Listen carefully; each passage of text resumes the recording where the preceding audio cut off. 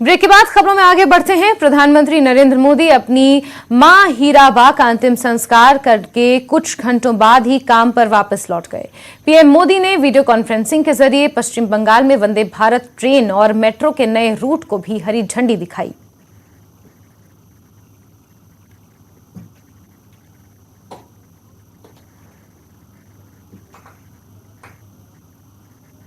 आज देश के अलग अलग शहरों में लगभग 800 किलोमीटर ट्रैक पर मेट्रो चल रही है। 1000 किलोमीटर के नए मेट्रो रूट पर तेजी से काम चल रहा है। जोका बीबीडी मार्ग मेट्रो परियोजना इसी संकल्प का हिस्सा है। साथियों, पिछली सदी के भारत की दो और बड़ी चुनौतियां रही हैं जिन्होंने देश के विकास पर बहुत नकारात्मक असर डाला है। एक चुनौती रही इंफ्रास्ट्रक्चर के कार्यों में विभिन्न एजेंसियों में तालमेल की कमी और दूसरी चुनौती रही ट्रांसपोर्ट के विभिन्न साधनों में भी आपसी तालमेल का जीरो होना। इसका नतीजा ये हुआ कि सरकार के एक विभाग को पता ही नहीं होता था कि दूसरा विभाग कहां नया काम शुरू करने वाला है। इसका खामियाजा देश के ईमानदार टैक्स पेयर को उठाना पड़ता था। देश का ईमानदार टैक्स पेयर हमेशा से सरकारी पैसे की बर्बादी से, परियोजनाओं में देरी से, भ्रष्टाचार से नफरत करता है। जब वो देखता है कि उसकी गाढ़ी कमाई से दिए हुए टैक्स से गरीब का नहीं बल्कि किसी भ्रष्टाचारी का भला हो रहा है, तो उसका खिन्न होना स्वाभाविक है। पैसे की इसी बर्बादी को रोकने के लिए विभागों में, सरकारों में तालमेल को बढ़ाने के लिए पीएम गति शक्ति नेशनल मास्टर प्लान लागू किया गया है।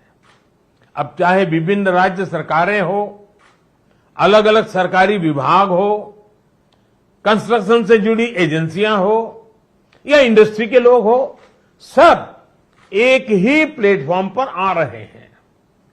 पीएम गति शक्ति देश में ट्रांसपोर्ट के अलग अलग माध्यमों को जोड़ने, मल्टी मॉडल कनेक्टिविटी के काम को भी गति दे रहा है। आज देश में रिकॉर्ड तेजी से हाईवे बन रहे हैं, एयरपोर्ट बन रहे हैं, वाटरवे बन रहे हैं, नए पोर्ट बन रहे हैं।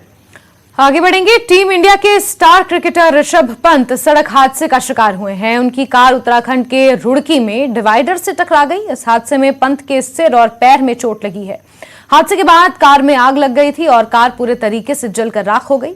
गाड़ी का शीशा तोड़कर पंत को बाहर निकाला गया और अस्पताल पहुंचाया गया। उनकी प्लास्टिक सर्जरी की जाएगी। इसके लिए डॉक्टर ने उन्हें दिल्ली रेफर कर दिया है। पंत दिल्ली से अपने घर उत्तराखंड लौट रहे थे। रुड़की के नारसन बॉर्डर पर हमदपुर इलाके के पास उनकी कार हादसे का शिकार हुई।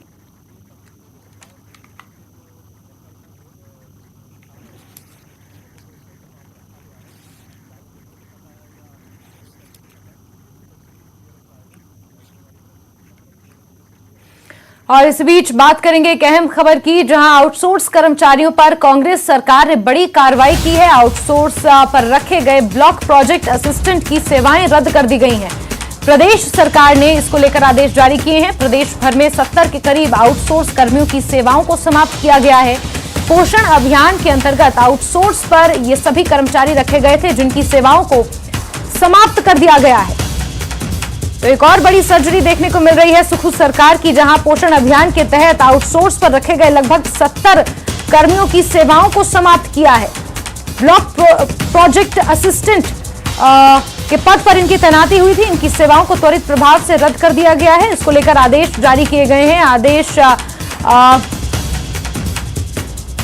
प्रदेश सरकार ने जारी किए हैं। अहम खबर आपको बता रहे हैं, प्रदेश भर में 70 के करीब आउटसोर्स कर्मियों की सेवाओं को समाप्त कर दिया गया है। पोषण अभियान के अंतर्गत आउटसोर्स पर रखे गए सभी कर्मचारियों की सेवाओं को त्वरित प्रभाव से रद्द कर दिया गया है। अहम खबर आपको दे रहे हैं, जहां सुखू सरकार ने ये बड़ी कार्रवाई की है।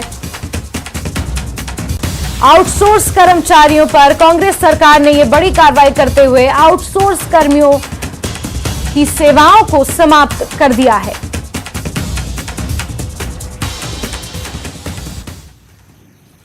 वहीं प्रदेशवासियों को 300 यूनिट निःशुल्क बिजली उपलब्ध करवाने के लिए सुखू सरकार ने शुरू कर दी है। इसको लेकर गुरुवार को प्रदेश सचिवालय में मुख्यमंत्री ने पहले बिजली बोर्ड की बीओडी में हिस्सा लिया और बोर्ड की आर्थिक स्थिति और उत्पादन क्षमता के बारे में विस्तार से जानकारी ली। इसके अलावा उन्होंने बिजली उत्पादन बढ़ाने पर भी लंबी बातचीत की। बिजली बोर्ड के साथ बैठक के बाद मुख्यमंत्री ने प्रोजेक्ट इन्वेस्टर्स के साथ भी बैठक की और प्रदेश में बिजली उत्पादन बढ़ाने की संभावनाओं पर चर्चा की गई। यहां सरकार ने निजी कंपनियों को जल विद्युत क्षेत्र में निवेश के लिए आकर्षित करने के लिए जल्द एक खुली नीति लाने का फैसला भी लिया है।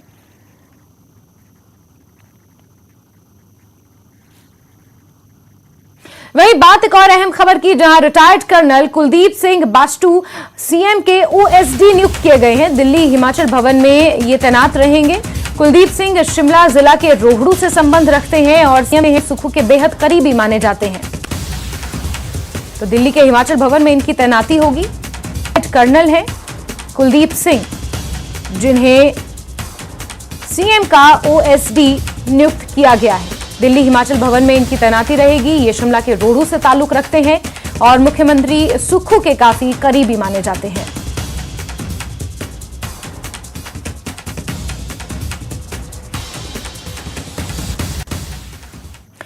पेपर लीक मामले में गुरुवार को हमीरपुर में एक कोचिंग सेंटर पर छापे मारे गए। ये छापेमारी विजिलेंस की टीम ने की। छापे के दौरान विजिलेंस की टीम ने कोचिंग सेंटर से लैपटॉप और हार्ड डिस्क अपने कब्जे में ले लिया है और जांच के लिए लैब में भेज दिया गया है।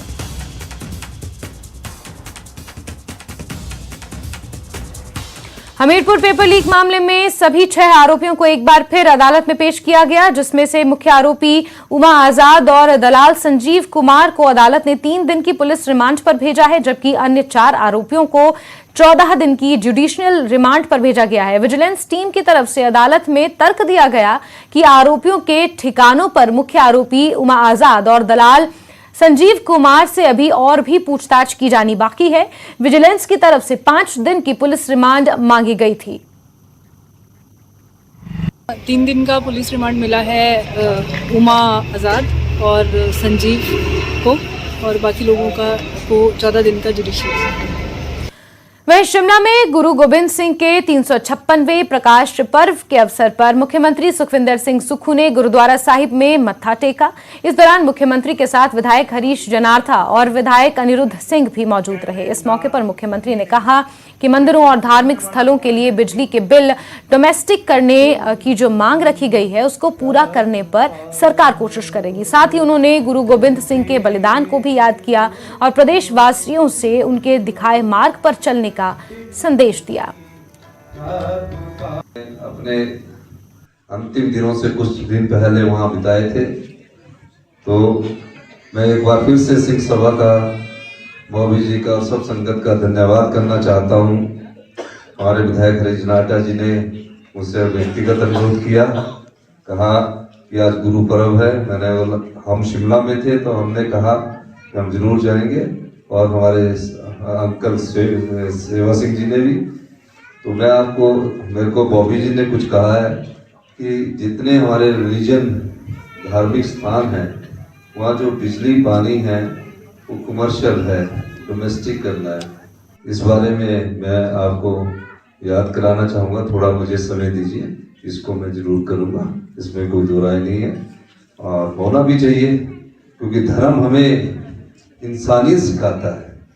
धर्म हमारे में एक आस्था का विश्वास दिलाता है कि हमें जो जीवन मिला है छोटा सा, उस जीवन में हम सत्य से आगे बढ़े, निष्ठा से आगे बढ़े, और जो जीवन में अच्छे कार्य हो सकते, भलाई के कार्य हो सकते, उसको करें।